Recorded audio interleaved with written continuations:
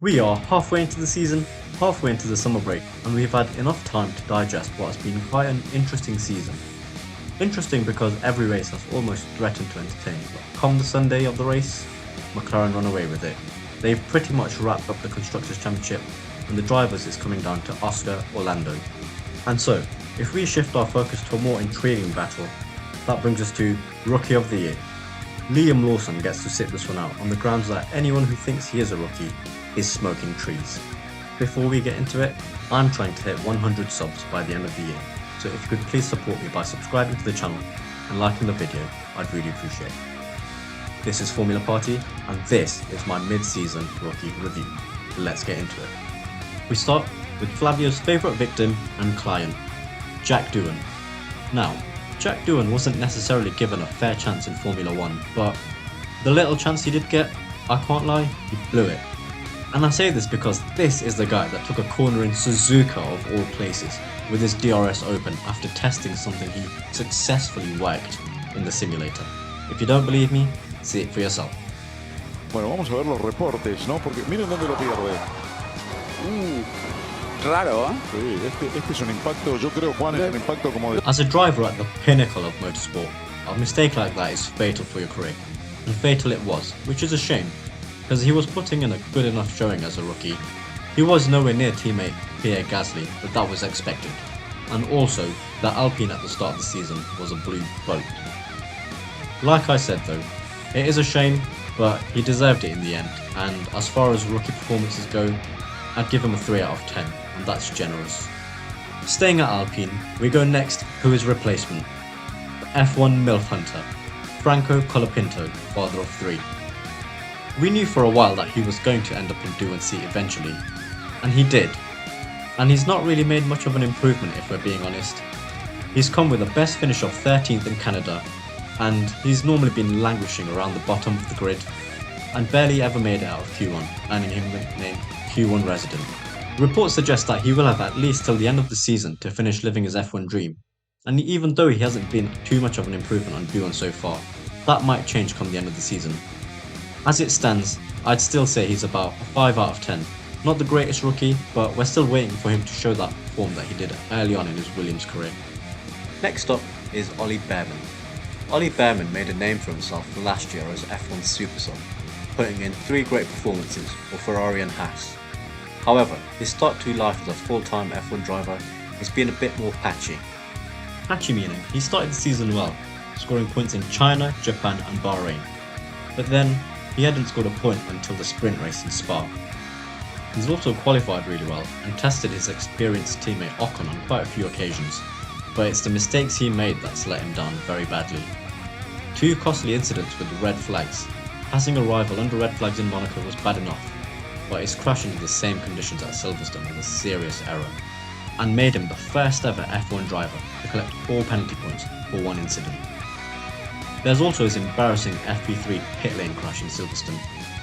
It's a mixed bag of mistakes and really good performances, and that's why this puts Ollie Bearman at a 6 out of 10 in my book.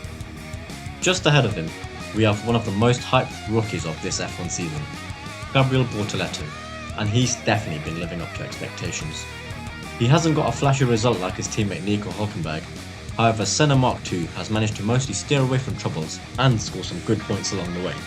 Despite not finishing 3 races this season, the Brazilian has definitely shown consistent pace, talent and some really good racecraft. He's gotten better towards the end of the season so far as the season's gone on. He started a bit slow, but he's really picked up and he's really taking the fight to Nico Hülkenberg. And after that slow start to the season, where he was putting in consistent P18 finishes and some P19s, it was towards the summer break where he peaked with a P6 finish in Hungary right before the break. And that performance makes me want to give him a 7 out of 10. He's been decent so far this season, and there's so much more to come from him. In fact, he almost nearly challenged this next driver for ranking. That driver is Isack Hadjar.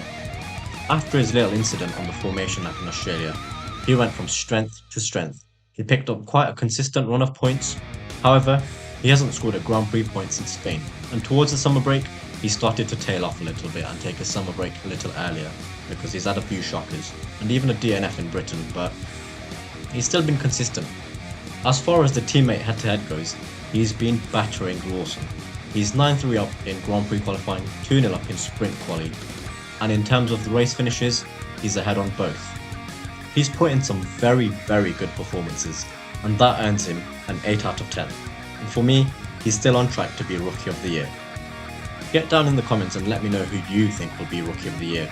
I still think it'll be Isack Hadjar, but it'll be close between him and Bortoleto, and Antonelli might even get close in there if he picks up this slump he's in. Antonelli had a very strong start to the season, picking up good points in 5 of his first 6 races. However, since the Grand Prix in Italy, he's only picked up points in Canada and Hungary. The points in Canada were on the podium, which is his best finish of the season so far. However, every other race he's either DNF'd or had something go wrong.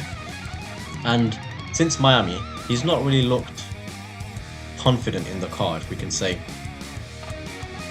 He has been vocal about his recent struggles with the car, and to be fair to him, he deserves a break. He is a rookie with the weight of Italy and all of Mercedes on his shoulders, especially Toto Wolff, who's been singing his praises since the dawn of time. When it comes to the teammate head-to-head, he's been nowhere near George Russell. George Russell has him beat in Grand Prix qualifying 13-1 and sprint 2-1. And in terms of race weekends, Antonelli hasn't finished ahead of Russell once. But that's more to do with Russell's impeccable performance this season, as opposed to Antonelli's shortcomings. Overall, in my book, that puts Antonelli at a 7 out of 10 too. He's had some strong showings, but he's also gone missing recently, and towards the summer break, he's not really looked himself. Once he finds himself, I'm sure he'll pick himself up again.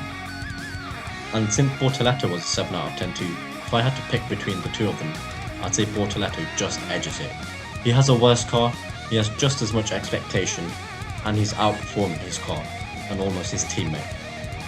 You know what? Liam Lawson does deserve an honourable mention for picking himself up.